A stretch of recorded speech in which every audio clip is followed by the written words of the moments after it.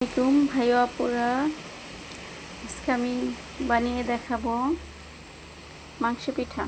এটার জন্য আমি অনেকগুলা পেঁয়াজ নিয়েছি এবং তেল দিয়ে দিব।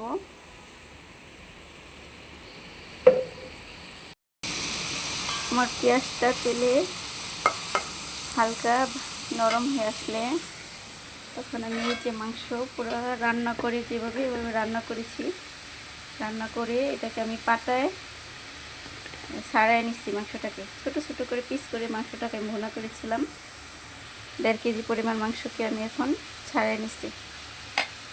আর এই হলো আমার আটা। পুর বানানো যতটা মজা হবে পিঠাটা ততটাই মজা লাগে। অনেকেই মাংস রুটির ভিতরে দিয়ে তারপরে পিঠার সাইজ করে ভেজে নেয়, ওইটা বেশি মজা লাগে না। এই পুরটা অনেক স্বাদ করে বানাইতে হয়। পিঠাটা আমার হাজব্যান্ড, আমি সবাই পছন্দ করি, ঝাল ঝাল মাংস পিঠা। কোরবানির যেহেতু তাই বানাচ্ছি।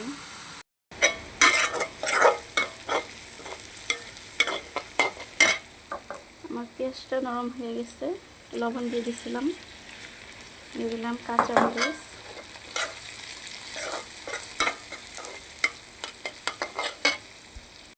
মাংসটাকে দিয়ে দিব।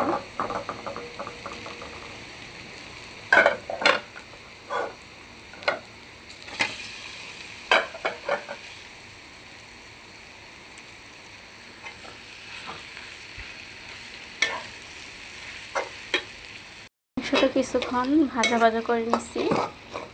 শক্ত ভাজা ভাজা না, এইভাবে তেলের উপর উঠছে আমার ভাজাটা, নরম নরম পুরের মতো হয়েছে। পেঁয়াজ আর মাংসটা আলাদা হয়ে গেছে ভাজা ভাজা হয়ে।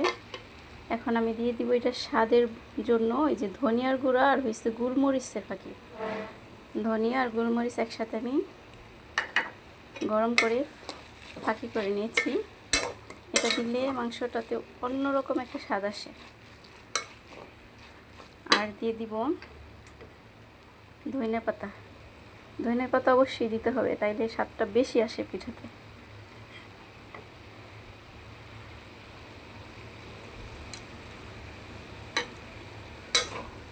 আমার পুরোটা রেডি হয়ে গেছে। আর এইদিকে আমার আটাটা আমি খামির করে নিয়েছি।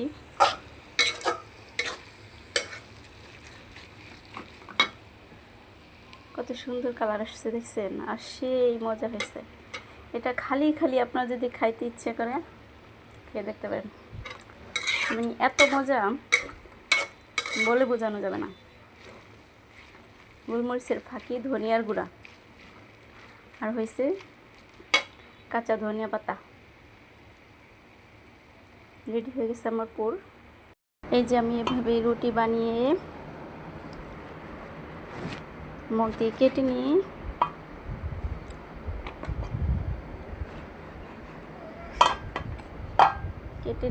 তারপরে এই যে মাংসের কিমাটা ভরে তারপর এইভাবে হাতে ডিজাইন করে নিয়েছি।